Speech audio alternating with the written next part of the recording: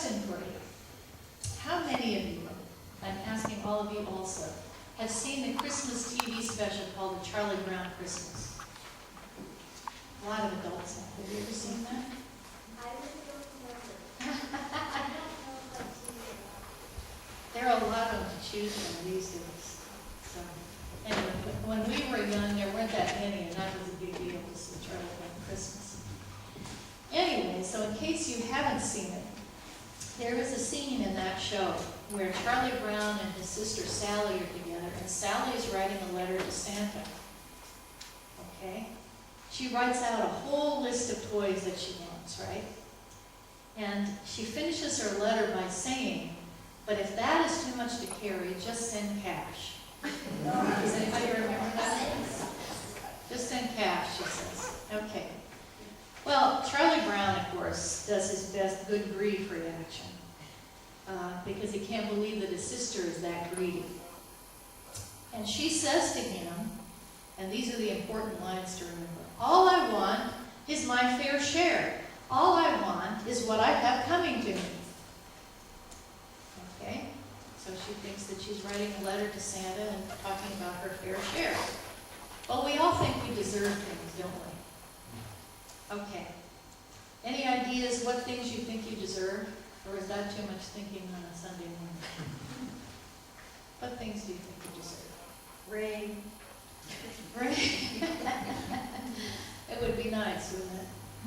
You think that if you live on the North Coast, you deserve rain, because that's what happens up here, right? Okay, what other things do we think we deserve? Who said? Who responded?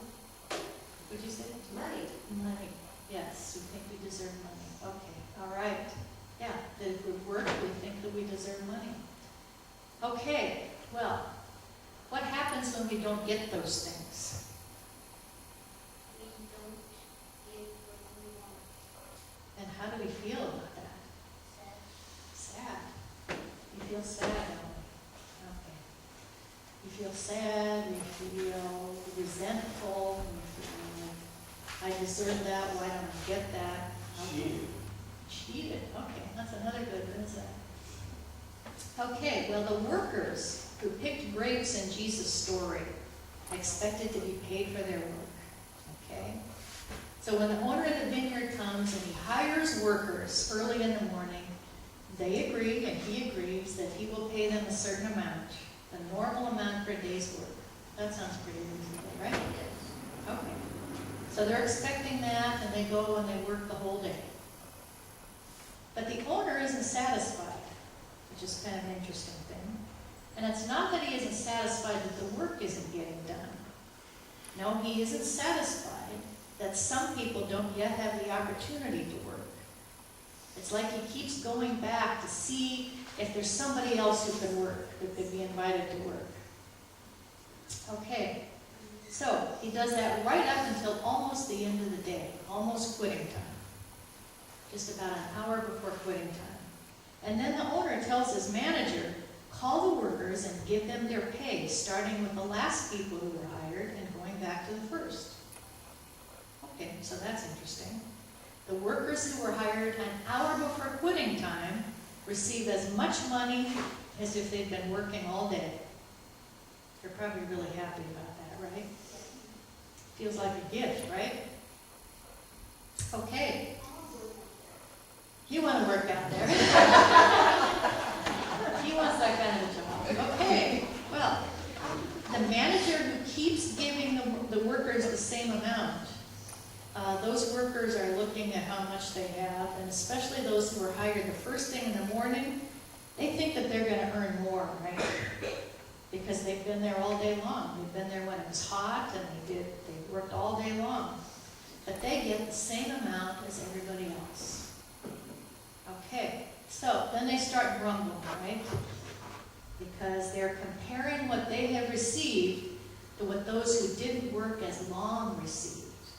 And they feel something called envy. Know what envy is? No. Well, envy means that you're comparing yourself to something or someone else, and you wish that you could be them or that you could have what they have. But here's an interesting thing.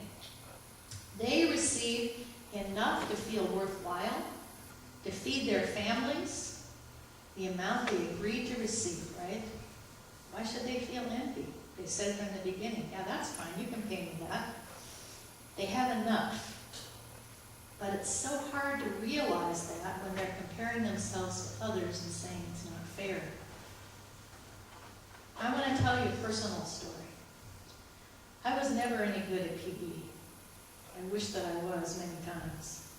But when I was young and we would play team sports, we often would, there'd be team captains and they would start choosing their teams, right? And I always knew that I was going to be chosen last or almost last because I just wasn't very good. So whenever we played softball or volleyball or dodgeball or any of those team things, that's the way that it was. And I didn't feel very good about how much I could contribute because no one wanted me, and it just felt that way. So, another way to imagine myself in this story is to imagine that I wouldn't be one of the ones that was hired first. Okay? I didn't have big muscles, and surely there would be others who'd be hired before me. But here's the good news. Everyone is called and given work to do in God's church. Everyone receives enough, and instead of focusing on what we don't have, we'll be happier if we focus on our blessings instead. Everyone especially has enough when we share with them, so that's always good to remember. So, I want to play a little game with you for a second. Maybe Lana would like to come and play too. Do you know how to play musical chairs? Yes. Yes? Okay. Well, this one's a little different. This is called reverse musical chairs. Okay, so why don't both of you stand up? So you just walk backwards? Oh, that would be the thing, wouldn't it? Time goes backwards and then you wake up. Alana, if you want to come or do you want to stay there? I'll stay there. Okay, I'll tell you what. I'm going to ask Doug to play a few seconds. You know how that goes. When the music stops, one of you sits in the chair. And then we'll go from there. Okay? Okay, Doug. Yeah. Walk around.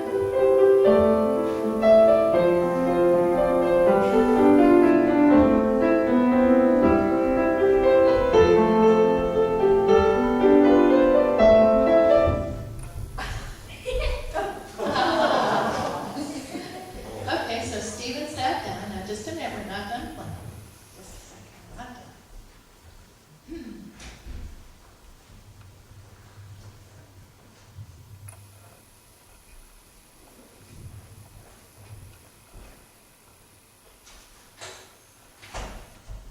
Okay, now you have to walk around, and Doug is going to play again.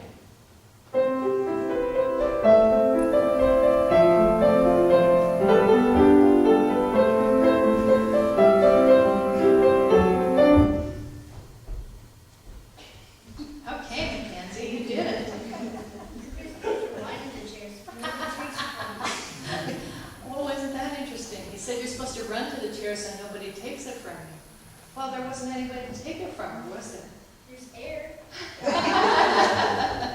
Well, now do you see how this is different? This is reverse musical chair. Okay, so everybody gets a seat.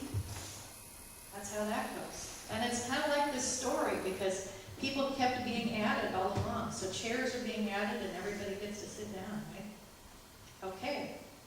So, kind of reminds me that there's room for everybody. There's room for everybody in the church. There's room for everybody at God's table. Oh, but the first person to sit down, the other person's out, so how are they going to be able to sit down? Well, what changed? I brought in another chair, didn't I? Yeah, the same person carrying my area. Yeah, that's right, the same person. Well, I'm sure you can help me work it out so it's even better. You probably could. Anyway, but what I like is that both of you are sitting down, okay? That nobody was eliminated. That's kind of like what happened in this story, right? So, anyway, let's all be thankful that God chooses us and gives us a chance to be a part of God's kingdom and do God's work. Okay? There's always enough in the Church of Jesus. And we'll see where Jesus goes with us when we have the Flat Jesus lunch afterwards. So thank you both for coming up. It's really comfortable here, isn't it? You can go back to your pews now.